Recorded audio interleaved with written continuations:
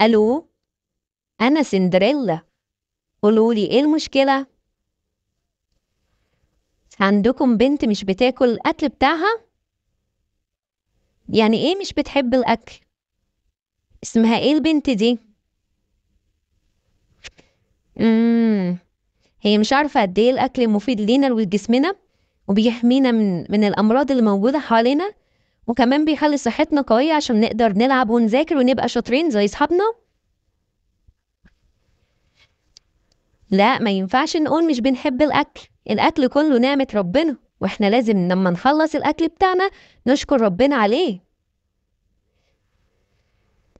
طيب تحب نيجي ناخدها نحبسها عندنا لحد ما تخلص الأكل بتاعها؟